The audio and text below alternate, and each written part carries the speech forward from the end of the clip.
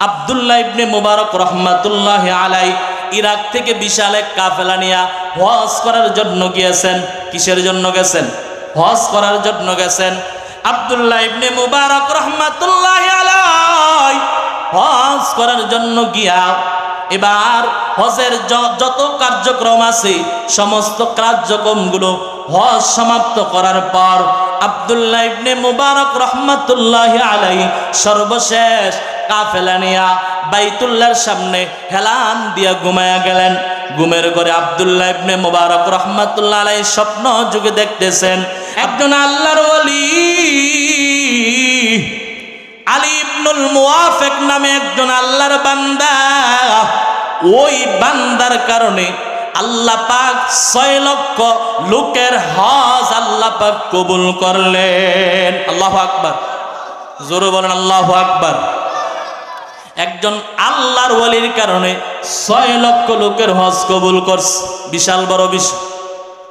কিভাবে সম্ভব? ঘুম থেকে আব্দুল্লাহ ইবনে মুবারক রহমাতুল্লাহি আলাইহি জাগ্রত হলেন। ঘুম থেকে জাগ্রত হইয়া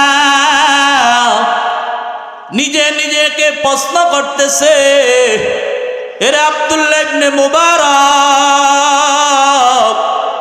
বর্তমান জামানার সবাই তোমাকে বড় আলেম বল, কিন্তু আজকে তোমার হজটাও কবুল হয় নাই। ওই আলী ইবনুল মুওয়াফিকের কারণে তোমার হজটা আল্লাহ পাক কবুল করছে। আব্দুল্লাহ ইবনে মুবারক কাফেলার লোকদেরকে জানা দিল, ও কাফেলার লোকেরা, তোমরা সবাই বাড়িতে চলিয়া যাও, ইরাকে চলিয়া যাও, আমি তোমাদের সাথে বাড়িতে যাব না। ওই সিরিয়ার জমিনের যেই লোকটা আমি স্বপ্ন যুগে দেখলাম আলী ইবনুল মুওয়াফিক, যার কারণে আমাদের হজ কবুল হয়েছে, তার কাছ থেকে দোয়া নেওয়া ছাড়া আমি বাড়িতে এবার যাব না। আব্দুল্লাহ ইবনে মুবারক রহমাতুল্লাহি আলাইহি সবাইকে বাড়িতে পাঠাইয়া বিদায় দিয়া এবার তিনি সিরিয়ার পথে রওনা হয়ে গেছে। আব্দুল্লাহ ইবনে মুবারক রহমাতুল্লাহি আলাইহি সিরিয়ার জমিনে আইসা খোঁজ করতেছে, মানুষদেরকে জিজ্ঞেস করতেছে আলী ইবনুল মুওয়াফিক নামে কোনো বান্দা এই জমিনে বসবাস করে কিনা, এই এলাকায় বসবাস করে কিনা। এবার শহরের ভিতরে আনাসে কানাসে চতুর্দিকে খোঁজ নেওয়ার পর সবাই বলল আলী ইবনুল মুওয়াফিক নামে এখানে কেউ নাই। আব্দুল্লাহ ইবনে মুবারক রহমাতুল্লাহি আলাইহি বুঝতে পারলেন হয়তো শহরের ভিতরে তিনি থাকেন না, হয়তো বা গ্রামগঞ্জের ভিতরে তিনার বসবাস। আব্দুল্লাহ ইবনে মুবারক রহমাতুল্লাহি আলাইহি এবার গ্রামের ভিতরে চলিয়া গেলেন। গ্রামের ভিতরে মানুষকে জিজ্ঞেস করতেছেন, আব্দুল্লাহ ইবনে মুবারক রহমাতুল্লাহি আলাইহি মানুষের কাছে জিজ্ঞেস করতেছেন আলী ইবনুল মুওয়াফিক নামে কোনো বান্দা আছে কিনা। এবার খুঁজতে খুঁজতে এক পর্যায়ে একজন লোক বলতেছে, ভাই ওই যে তাকায় দেখেন একটা জীর্ণ শীর্ণ ঘর, একেবারেই গরিব মানুষের ঘর যেমন হয়, জীর্ণ শীর্ণ ঘরটা তাকায় দেখো, ওই ঘরটার ভিতরেই আলী ইবনুল মুওয়াফিকের বসবাস। সুবহানাল্লাহ। আব্দুল্লাহ ইবনে মুবারক রহমাতুল্লাহি আলাইহি ঘরের সামনে গিয়ে সালাম দিলেন, বললেন আলী ইবনুল মুওয়াফিক ঘরে আছে কিনা। আলী ইবনুল মুওয়াফিক বলল, আমি হ্যাঁ ঘরে আছি, আসেন ঘরের ভিতরে আসেন। আব্দুল্লাহ ইবনে মুবারক রহমাতুল্লাহি আলাইহিকে ঘরের ভিতরে নিয়ে গেলেন, নিয়ে বসাইলেন। আব্দুল্লাহ ইবনে মুবারক রহমাতুল্লাহি আলাইহি বললেন, ভাই আলী ইবনুল মুওয়াফিক, তুমি একজনের কারণে আল্লাহ পাক এই বছর 6 লক্ষ লোকের হজ কবুল করেছে। বলো তুমি এমন কোন আমল করেছো যার কারণে আল্লাহ পাক 6 লক্ষ লোকের হজ কবুল করেছে, আর না হয় কারো হজ আল্লাহ কবুল করতো না। আলী ইবনুল মুওয়াফিক জবাব দেয়, এ ভাই এই বছর তো আমি হজেই যাই নাই। আল্লাহু আকবার। হজেই যায় নাই। আশ্চর্য। আব্দুল্লাহ ইবনে মুবারক রহমাতুল্লাহি আলাইহি বললেন, তাহলে ব্যাপার কি? আলী ইবনুল মুওয়াফিক বললেন, ভাই শুনো,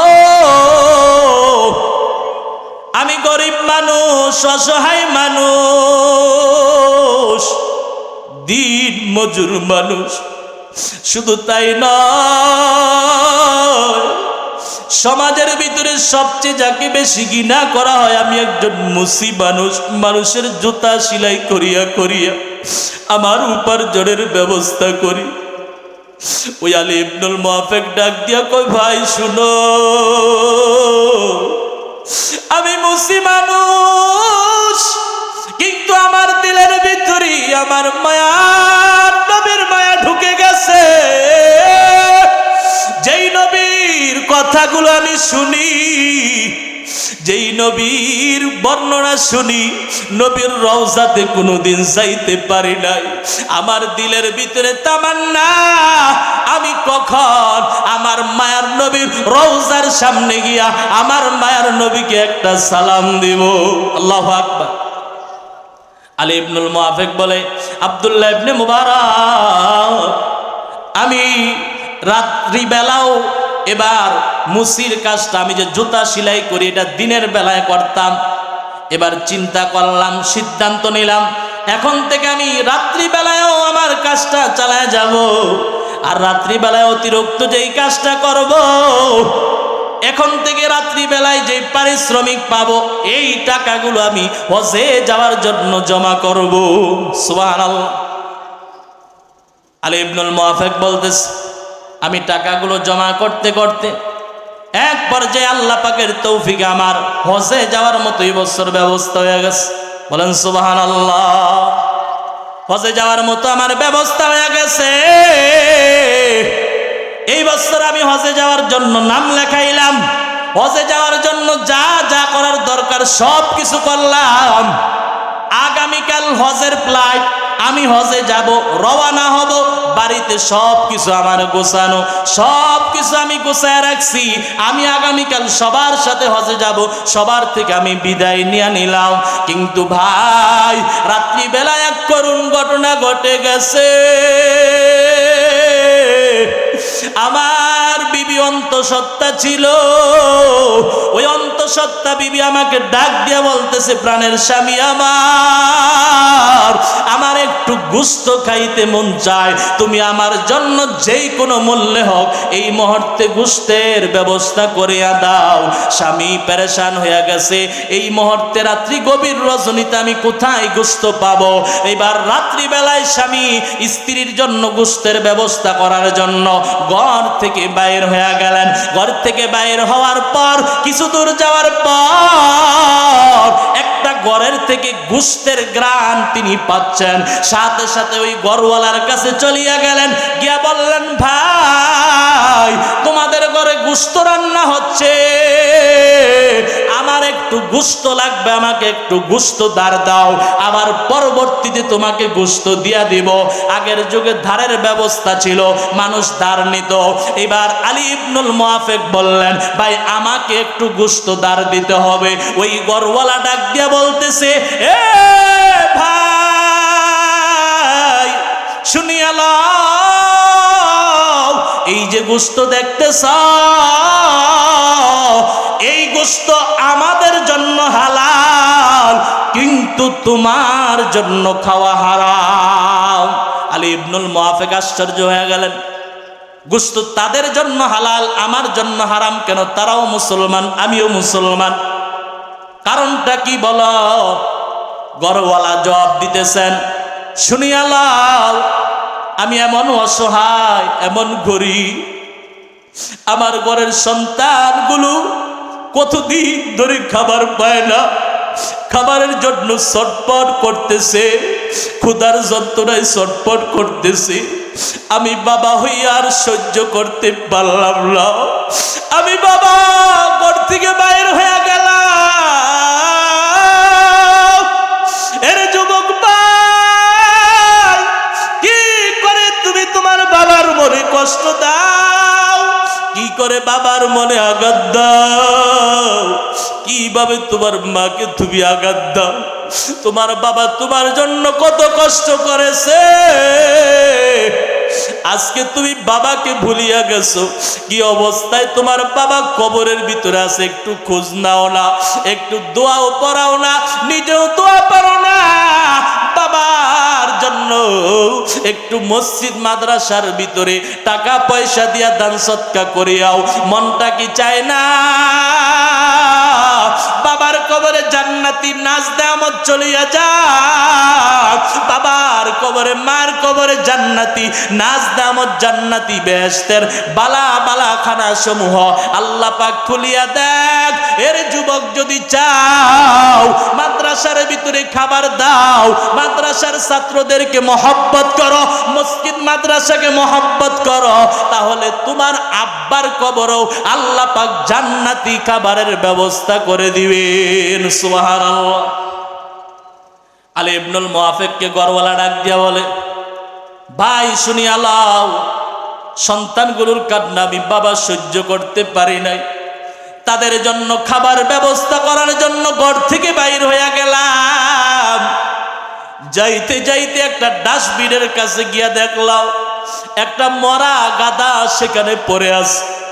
ওই মরা গাদা থেকে আমি একটু রানের গোশত কিনে নিয়ে আসলাম, কারণ আমাদের জীবন যায় যায় অবস্থা, এই সময় হারাম খাওয়াটাও আমাদের জন্য জায়েজ, কিন্তু তোমার জন্য এটা জায়েজ নাই। এবার বলতেছে ওই মরা গাদার গোশতটাই আমাদের ঘরে এখন রান্না হইতেছে। আলী ইবনুল মুআফিক চোখের পানিগুলো সেরে সেরে কান্দি আর বলে, ভাই আমি হজে যাওয়ার জন্য যা কিছু এই পর্যন্ত ব্যবস্থা করলাম আমার আর লাগবে না, আমার বুঝ হয়ে গেছে, আমি আর হজে যাব না। ভাই তুমি অপেক্ষা করো, রান্না বন্ধ করিয়া দাও, আমি তোমার খাবারের ব্যবস্থা করতেছি। আলী ইবনুল মুআফিক এক দৌড়ে ঘরের ভিতরে চলিয়া গেলেন। ঘরের ভিতরে গিয়া এবার তিনার হজের যত টাকা পয়সা ব্যবস্থা করলেন, সব ব্যবস্থার টাকা পয়সাগুলো থলিগুলো আইনা ওই অসহায় গরিব দুঃখীর কাছে আইনা দিয়া দিলেন। আর বললেন, ভাই গাদার গোশত হারাম গোশত খাইও না, আমি টাকা দিলাম, এই টাকা দিয়ে হালাল খাবারের ব্যবস্থা করিয়া তোমরা হালাল খাবারের ব্যবস্থা করো। আল্লাহু আকবার। হালাল খাবার খাও, এরপরও হারাম খাবার খাও না। আলী ইবনুল মুআফিক ঘর থেকে গিয়া ওই গরিব দুঃখীকে টাকার থলে দিয়া এবার আবার বাড়িতে আইসা চিন্তা করতে সারে, সকালবেলা তো মানুষ আমার বাড়িতে ভিড় জমাবে আর বলবে চলো তোমাকে তো হজে যেতে হবে, আমি কি জবাব দিব? রাত্রি গভীরে আলী ইবনুল মুআফিক ঘর থেকে বের হইয়া জঙ্গলের দিকে চলিয়া গেলেন, পাহাড়ের চূড়ায় চলিয়া গেলেন। সকালবেলা যেন মানুষ তিনাকে খুঁজে না পায়। আলী ইবনুল মুআফিক সেখানে বসে বসে ইবাদত বন্দেগী করে আর আল্লাহকে ডাক দেয়া বলে, আল্লাহ এখন তো আমি কাবার সামনে থাকার কথা, আল্লাহ গো এখন তো আমি তওয়াফ করার কথা। দিলের ভিতরে শুধু জল্পনা কল্পনা, জল্পনা কল্পনা, এইভাবে করতে করতে পাহাড়ের চূড়ার ভিতরে হজের পুরা সময়টা তিনি কাটায়া দিলেন। আল্লাহর ইবাদত বন্দেগী করতে করতে কাটানোর পর হজের সময় যখন শেষ হয়ে গেছে, আলী ইবনুল মুআফিক এখন বাড়িতে চলে আসছেন। হজের পর মানুষগুলো যখন সবাই বাড়িতে আসছে, সবাই আইসা এবার আলী ইবনুল মুআফিকের সাথে সাক্ষাৎ করিয়া বলে, আলী ইবনুল মুআফিক আমরা যে হজে গেলাম, হজে গিয়া বাইতুল্লাহর সামনে তওয়াফ করা অবস্থায় তোমাকে একবার দেখলাম, আর তো দেখি নাই। আল্লাহু আকবার বলবেন না? আর জোরে বলেন আল্লাহু আকবার। তোমাকে একবার দেখলাম বাইতুল্লাহর সামনে তুমি তওয়াফ করতেছো, আর তো তোমাকে দেখলাম না। আরেকজন হাজী আয়েশা বলতেছে, আলী ইবনুল মুআফিক আমি তোমাকে দেখলাম তুমি পাথর মারতেছ, আমার সামনে ছিল, কিন্তু এরপরে তো তোমাকে আর দেখলাম না। আরেকজন আয়েশা বলতেছে, আলী ইবনুল মুআফিক তুমি ওই যে মায়ার নবীর রওজার মিম্বরের পাশে যে জান্নাতের জায়গা আছে, মা বাইনা বাইতি ওয়া মিম্বারি রাউযাতুম মিন রিয়াজিল জান্নাহ, দুনিয়ার জমিনের জান্নাতের বাগান আমার নবীর মায়ার নবীর মিম্বর আর রওজার পাশে যে একটু সবুজ গালিচা বিছানো জায়গা, এটা দুনিয়ার ভিতরে একটা জান্নাত। বলেন আল্লাহু আকবার। ওই হাজী সাহেব আয়েশা বলতেছে, আলী ইবনুল মুআফিক, তুমি আমার কাছে একটা টাকার থলি দিয়া ওই জায়গার ভিতরে নামাজ পড়তে গেছো, আর তো ফিরে আসো নাই, আমার কাছ থেকে টাকার থলিটাও নাও নাই। নাও, তোমার টাকার থলি আমি নিয়ে আসছি, টাকার থলিটা তোমার। আল্লাহু আকবার, জোরে বলেন আল্লাহু আকবার। এ মুসলমান, দিলের কানটা লাগায় শোনো, দান সদকা করলে আল্লাহ পাক সম্পদ কমায় না বাড়ায়। দেখো, শুধু একটু দান করছে, গরিবের দিকে তাকাইছে, নিজ অসহায় মানুষ বহু কষ্টে হজে যাওয়ার মতো টাকার ব্যবস্থা করছে, টাকাগুলো দান করছে। আল্লাহ পাক অলৌকিকভাবে তিনাকে আবার টাকার থলি দান করলেন। এখানে শেষ নয়, ওই আব্দুল্লাহ ইবনে মুবারক রাহমাতুল্লাহ আলাইহিকে ডেকে ডেকে আলী ইবনুল মুআফিক বলতেছে, ভাই শুনো। এরপরে আমি হঠাৎ ঘুমায় গেলাম, ঘুমের ঘরে স্বপ্ন যুগে তাকায় দেখতেছি আমার মায়ার নবী আমার সামনে হাজির। আল্লাহু আকবার, মায়ার নবী হাজির হয়ে গেছে। আলী ইবনুল মুআফিক বলি, আমার মায়ার নবী আমাকে ডাক দিয়ে বলে, আলী, তুমি যে হজে না গিয়া তোমার টাকাগুলো গরিব দুঃখীকে দান করছো, আল্লাহ পাক এত পছন্দ করছে। তুমি আলী আমার নবীর রওজার সামনে যাইতে পারো না, কিন্তু আল্লাহ তোমাকে আমার সামনে, তোমার সামনে আমাকে নিয়ে আসছে, তোমার সামনে আমি চলে আসলাম। তুমি যে হজের ইচ্ছা করেছো, হজ করতে পারো নাই, আল্লাহ পাক তোমার হজটা একজন ফেরেশতার মাধ্যমে সম্পাদন করাইছেন। আল্লাহু আকবার। এই জন্য হাজী সাহেবরা আলী ইবনুল মুআফিকের মতো চেহারা দেখছে, তিনিও হজ করছে। এরে মুসলমান, একটু চিন্তা করে দেখো, এই আলী ইবনুল মুআফিক একজন আল্লাহর ওলি। তিনি ছোট্ট একটা আমল করলেন, নিজের যেই টাকাগুলো জমা করলেন হজে যাওয়ার জন্য, এই টাকাগুলো তিনি দান করলেন। এই জন্য আল্লাহ পাক তিনাকে টাকার থলিও দিলেন, নবীকে স্বপ্ন যুগে তিনাকে দেখায়া দিলেন। সুবহানাল্লাহ।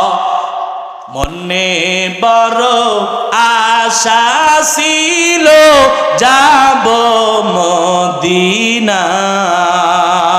বলেন সবাই, বলেন, মনে বড় আশা ছিল যাব মদিনা। সালাম আমি করব গিয়ে, সালাম আমি করব গিয়ে নবীর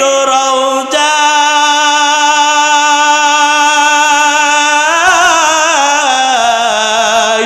মনে বড় আশা ছিল যাব মদিনায়, মনে বড় আশা ছিল যাব মদিনায়। আরব সাগর পাড়ি দেব নেই কয় আমার তরি, পাখি নয় যে উড়ে যাব ডানাতে বর করি। আমার আশায় আছে সম্বল নাই, আশায় আছে সম্বল নাই, করি কি উপায়। মনে বড় আশা ছিল যাব মদিনায়, মনে বড় আশা ছিল যাব মদিনায়। এ দুনিয়ার মুসলমান ইমানদার আল্লাহর গোলাম ভাইরা আমার, আমার মায়ার নবী হাদিস শরীফে জানায়া দেন, ক্বালা রাসূলুল্লাহ সাল্লাল্লাহু আলাইহি ওয়াসাল্লাম, মান ইসতাতাআ মিনকুম আইয়াস্তাতিরা মিনান নার ওয়ালাউ বিশিক্কি তামরাতিন ফালইয়াফআল আও কামা ক্বালান নাবিয়্যু আলাইহিস সালাতু ওয়াস সালাম। আমার মায়ার নবী বলেন, একটা খেজুর দিয়া হলেও দান সদকা করিয়া তোমরা নিজেদেরকে জাহান্নামের আগুন থেকে বাঁচাও। বলেন সুবহানাল্লাহ। কিন্তু আমরা মনে করি টাকা যদি দেই খরচ হয়ে যাবে, কমে যাবে, আমার টাকা আছে, সম্পদ আছে, এখন এটা যদি আমি দান করে দেই আমার টাকা তো কমে যাবে, আবার টাকা পাবো কই? বরং আল্লাহ পাক বলেন, ইয়ামহাকুল্লাহুর রিবা ওয়া ইউরবিস সাদাকাত। এ দুনিয়ার মুসলমান শুনিয়া লাও, আল্লাহ পাক বলেন, আল্লাহ পাক সুদকে নিশ্চিহ্ন করিয়া দেন, আর যারা সদকা করে এই সদকাকে আল্লাহ পাক বৃদ্ধি করে দেন, সদকাকে আল্লাহ পাক বাড়ায়া দেন। বলেন সুবহানাল্লাহ। এই দুনিয়ার ধন সম্পদের মায়ায় পড়িয়া কতজনকে হত্যা করে ফেলেছে। ভাই ভাইকে হত্যা করে, বাবা সন্তানকে সম্পদের জন্য হত্যা করে, সন্তান বাবাকে সম্পদের জন্য হত্যা করে। এই সম্পদ নিয়ে যে হত্যা, মারামারি, কাটাকাটি, লুটতরাজ করতেছ, এর মুসলমান, এই সম্পদ নিয়ে তো তুমি কবরে যাইতে পারবা না। ওই কবরেতে তোমাকে 3.5 হাত মাটি ছাড়া আর এই বিশাল সম্পত্তির কিছুই তোমার সাথে যাবে না। কেন এত পারাপারি শুরু করলা? আমার আল্লাহ বলে, আল মালু ওয়াল বানুনা জিনাতুল হায়াতিদ দুনিয়া। মাল, ধন সম্পদ, টাকা পয়সা, সন্তান সন্ততি, বাড়ি গাড়ি, জিনাতুল হায়াতিদ দুনিয়া, এইগুলো দুনিয়ার একটা সৌন্দর্য। ওয়াল বাকিয়াতুস সালিহাত, আর বাকি যা আছে পরবর্তীদের জন্য, নেককারদের জন্য আল্লাহর কাছে যেই জিনিসটা রয়ে গেছে সেটা খায়রুন ইনদা রাব্বিকা সাওয়াবা ওয়া খায়রুন আমালা। আল্লাহ পাক রব্বুল আলামিন বলেন, আল্লাহ পাকের কাছে সওয়াবের ক্ষেত্রে অনেক বেশি, আশার ক্ষেত্রে, আল্লাহর কাছে আশা করার ক্ষেত্রে অনেক বেশি আল্লাহ পাক আল্লাহর কাছে আমাদের জন্য রেখে দিয়েছেন। বলেন সুবহানাল্লাহ। এজন্য সম্পদের মায়ায় পড়িয়া, সম্পদের মায়ায় পড়িয়া, সন্তানের মায়ায় পড়িয়া আল্লাহকে ভুলা যাবে না, রসুলকে ভুলা যাবে না। আমি আমার সব কিছু বিসর্জন দিতে পারি, সম্পদ নষ্ট হইতে পারে, কিন্তু আল্লাহকে ভুলা যাবে না। আল্লাহ পাক এই কথাও বলেন, ইয়া আইয়ুহাল্লাযীনা আমানু লা তুলহিকুম আমওয়ালুকুম ওয়ালা আওলাদুকুম আন যিকরিল্লাহ ওয়া মান ইয়াফআল যালিকা ফাউলাইকা হুমুল খাসিরুন। আল্লাহু আকবার। আল্লাহ পাক রব্বুল আলামিন জানায় দেন, ইয়া আইয়ুহাল্লাযীনা আমানু, ও ঈমানদারেরা, লা তুলহিকুম আমওয়ালুকুম ওয়ালা আওলাদুকুম, তোমাদের সম্পদ, তোমাদের সন্তান সন্ততি যেন আন যিকরিল্লাহ, আল্লাহর জিকির থেকে, আল্লাহর আলোচনা থেকে তোমাদেরকে গাফেল না করে।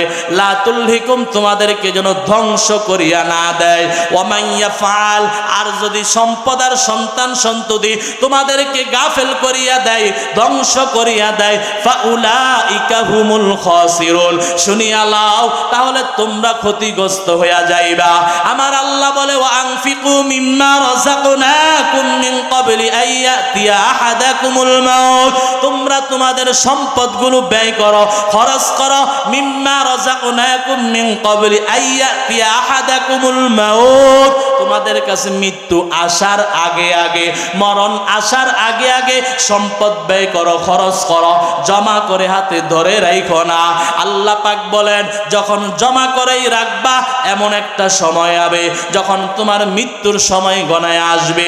আল্লাহ কোরআনের আয়াতে জানায় দেন স্পষ্ট, ফায়াকুল রাব্বি লাউলা আখখারতানি ইলা আজালিন করিব, মৃত্যুর সময় যখন আজরাইলকে দেখবে তখন বলবে আল্লাহ একটু সময় দাও, একটু সময় দাও, আমাকে দুনিয়াতে থাকার জন্য একটু সময় দাও।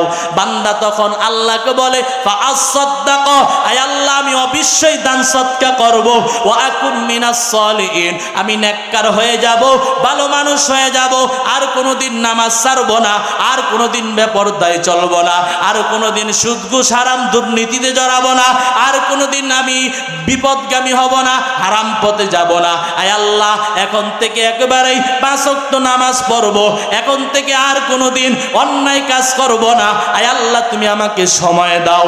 আল্লাহ তখন বলবে ওয়ালা ইউআখিরুল্লাহু নাফসান ইযা জাআ আজালুহা, এরে বান্দা এখন আর তোমাকে এক মুহূর্তের জন্য সময় দেওয়া হবে না, আর তোমার সময় বাকি নাই। এই পর্যন্ত তোমাকে অনেক হায়াত দিলাম, 40 পর্যন্ত দিলাম, 50 পর্যন্ত দিলাম, 60 পর্যন্ত দিলাম। এরে বান্দা তোমাকে ঠিক করার জন্য আমি আল্লাহ মাঝে মাঝে তোমাকে অনেক ধাক্কা দিলাম। তোমার মৃত্যু হয়ে যাওয়ার কথা, তুমি বড় ধরনের অ্যাক্সিডেন্ট হয়ে মরণের কথা, কিন্তু তুমি মরো নাই। তুমি অসুস্থ হয়ে মরার কথা, কিন্তু তুমি মরো নাই। এমন একটা বিপদ আসছে, তোমার মৃত্যু হয়ে যাওয়ার কথা, বিশাল ক্ষয় হওয়ার কথা, ক্ষতি হওয়ার কথা, তোমার ক্ষতি হয় নাই। আল্লাহ বলে বান্দা এইগুলো করিয়া তোমাকে একটু ইঙ্গিত দিলাম, তুমি নি ভালো হইয়া আমি আল্লাহর কাছে ফিরে আসো। আমি আল্লাহ বহু চেষ্টা করছি কিন্তু তুমি আসো না। এখন আর আমার কাছে সময় নাই, এখন আর আমাকে সুযোগ, তোমাকে সুযোগ দেওয়ার মতো আমার কাছে আর কোনো সময় বাকি নাই। এর দুনিয়ার মুসলমান ইমানদার আল্লাহর গোলাম ভাইরা আমার, এই দুনিয়ার জমিনে আমিও থাকবো না, তুমিও থাকবা না। এই দুনিয়া থাকার জায়গা না, এই দুনিয়াতে কেউই থাকতে পারে নাই। তাকায় দেখো তোমার আব্বা কই, তোমার মা কই, দাদা কই, দাদি কই, নানা কই, নানি কই। যারা একবার চলিয়া গেছে তারা আর কোনোদিন ফিরে আসে নাই। এরে রাজাপুরের মুসলমান, এই মাদ্রাসা তোমাদের জন্য বিশাল সম্পদ, তোমাদের এলাকার জন্য গর্বের বিষয়, এলাকার জন্য রহমতের বিষয়। এই মাদ্রাসার দিকে যদি তাকাইতে পারো এক নজরে, জীবনটা সুন্দর হয়ে যাবে, তোমার সন্তানগুলো ভালো মানুষ হয়ে যাবে। তোমার সন্তানটাকে কোরআন শিখাও, মাদ্রাসায় দাও। আর তোমার যদি অর্থ থাকে, টাকা পয়সা থাকে, মাদ্রাসার ভিতরে 1 বস্তা চাল দাও, 10 বস্তা চাউল দাও, খাবারের ব্যবস্থা করিয়া দাও। এতিম সন্তানগুলো রাত্রি গভীর রজনীতে উঠা, যখন সমস্ত মানুষের দরজাগুলো বন্ধ থাকে, ওই সময় উঠা গভীর রজনীতে গুনগুন গুনগুন করে কোরআনের আওয়াজ দেয়, কোরআন পড়ে। এই সন্তানগুলোর মুখে যদি তুমি খাবার দাও, এই সন্তানগুলো খাবার খাইয়া কোরআন পড়বে, আর ওই কোরআন পড়নেওয়ালা যত সওয়াব হবে, তুমি তাকে দান সদকা করার কারণে, একবেলা খাবার খাওয়ানোর কারণে তুমিও সমপরিমাণ সওয়াব পাইবা।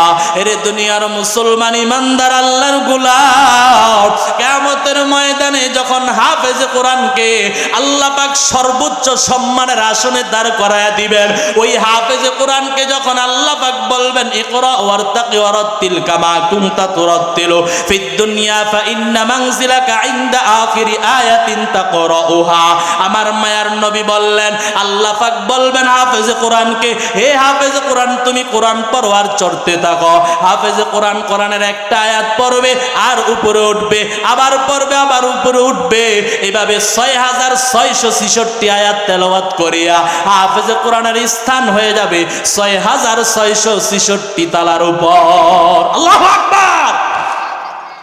আমার মায়ার নবী বলেন, একজন হাফেজে কোরআন যদি বানাইতে পারো, মান ক্বারা আল কুরআনা ফাআবিজাহু ওয়াস্তাজহারাহু ওয়া আহাল্লা হালালাহু ওয়া হাররামা হারামাহু আদখালাহুল্লাহুল জান্নাহ ওয়া শাফাআহু ফি আশারাতিন মিন আহলি বাইতিহি কুল্লুহুম ক্বাদ ওয়াজাবাত লাহুন নার। আমার মায়ার নবী বলেন, যেই সন্তানটা কোরআনের হাফেজ হয়, কোরআন অনুযায়ী জীবন পরিচালনা করে, কোরআন থেকে হালালকে হালাল জেনে হালাল পথে চলে, হারামগুলো জেনে হারাম থেকে বেঁচে থাকে, আল্লাহর রাসূল বলেন ওয়াশাফাআহু ফি আশারাতিন মিন আহলি বাইতিহি, তার পরিবার বংশধরের মধ্য থেকে আল্লাহ পাক বলবেন, এ হাফেজ কোরআন, তোমাকে অধিকার দিলাম, তোমাকে অধিকার দিলাম, তুমি সুপারিশ করো, তোমার বংশের মধ্য থেকে 10 জন জাহান্নামীকে বাছাই করিয়া করিয়া তুমি জান্নাতে নিয়ে যাও। আল্লাহু আকবার। হাফেজ কোরআন তাকায়া দেখবে, অনেক আত্মীয় স্বজন দাঁড়ায় রয়েছে, এর মাঝে তাকায় দেখবে আপনি মহল্লার মানুষ, আপনার মহল্লার ভিতরে মাদ্রাসার ভিতরে আপনি দান করলেন 1 বস্তা চাউল, আবার একটা সময় আপনি ওই হাফেজ কোরআন সন্তানটা কোরআন পড়ার সময় আপনি চিন্তা করলেন সে গরিব মানুষ, তাকে একটা পাঞ্জাবি বানায় দিলেন, আপনি তাকে মাসে লজিং রাইখা আপনার বাড়িতে খাবারগুলো খাওয়াইলেন। ওই হাফেজ কোরআন কিয়ামতের ময়দানে আপনাকে যখন তাকায় দেখবে,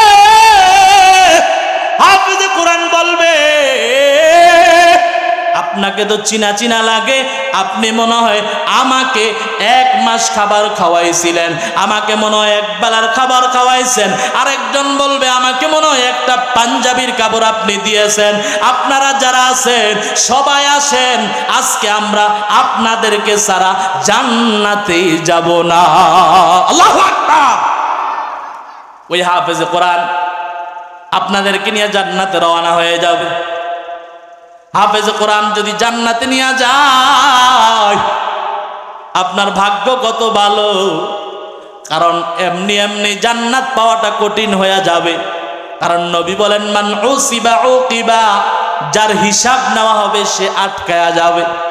আপনি যদি সুপারিশের মাধ্যমে পার পায়া যান, আপনার ভাগ্য কত ভালো হবে। আর যারা তাদের সন্তানদেরকে হাফেজ কোরআন বানাইবে, বাবা মা হইয়া কষ্ট করে করে সন্তানদেরকে হাফেজ কোরআন বানাইবে, তাদের কি দাম, তাদের কি মর্যাদা। আমার মায়ার নবী বলেন, মান ক্বারাআল কুরআনা ওয়া আমিলা বিমা ফিহি উলবিসা ওয়ালিদাহু তাজান ইয়াউমাল কিয়ামা। যেই ব্যক্তি তার সন্তানটাকে কোরআন পড়াইলো, কোরআন অনুযায়ী সন্তান আমল করলো, কিয়ামতের কঠিন ময়দানে আল্লাহ পাক ওই সন্তানের বাবা মাকে জান্নাতি নূরের মুকুট পরায়া দিবেন। সুবহানাল্লাহ। এ দুনিয়ার মুসলমান ইমানদার আল্লাহর গোলাম ভাইয়েরা আমার, বলেন আমরা কি কবরে যাইতে হবে না? আর যাইতে হইব নি? ও ঘুমাইলেছি তো, জোর করে আল্লাহু আকবার। নাস্তিকতা নিপাত যাক, দিন ইসলাম জিন্দাবাদ। নাস্তিকতা নিপাত যাক, দিন ইসলাম জিন্দাবাদ। কোটি পানের একই আওয়াজ, খোদাদ্রোহী চার পাবে না, এই বাংলায় ঠাই হবে না। মুসলমানরা জেগেছে আজ, ও জোর কদমে সামনে চলো, বজ্রকণ্ঠে আওয়াজ তোলো, সবাই মিলে একে তালে দাও না স্লোগান, নারায়ে তাকবীর, নারায়ে তাকবীর। ইসলামের এই জন্য দেশের হয়েছে জন্ম, ইসলামের বিরুদ্ধে গেলে দেশ হবে ভিন্ন, ঠিক কিনা? ইসলামের এই জন্য দেশের হয়েছে জন্ম, ইসলামের বিরুদ্ধে গেলে দেশ হবে ভিন্ন। ইসলামের বিরুদ্ধে যারা নিয়েছে অবস্থান, এই বাংলায় ঠাই হবে না, যাও হিন্দুস্তান, যাও হিন্দুস্তান, ঠিক কিনা? ও জোর কদমে সামনে চলো, বজ্রকণ্ঠে আওয়াজ তোলো, সবাই মিলে একই তালে দাও না স্লোগান, নারায়ে তাকবীর, নারায়ে তাকবীর। মুসলমানের এই দেশেতে নাস্তিকদের ঠাঁই নাই, নাস্তিকদের পক্ষে যারা তাদের কোনো রক্ষা নাই, ঠিক কিনা? মুসলমানের এই দেশেতে নাস্তিকদের ঠাঁই নাই, নাস্তিকদের পক্ষে যারা তাদের কোনো রক্ষা নাই, ঠিক কিনা? এই দেশেতে থাকতে হলে কোরআন মানতে হবে, কোরআন না মানলে সোনার বাংলা বাংলা ছাড়তে হবে, ঠিক কি না? জোর কদমে সামনে চলো, বজ্র কণ্ঠে আওয়াজ তুলো, সবাই মিলে একে তালে দাও না স্লোগান, নারায়ে তাকবীর, নারায়ে তাকবীর।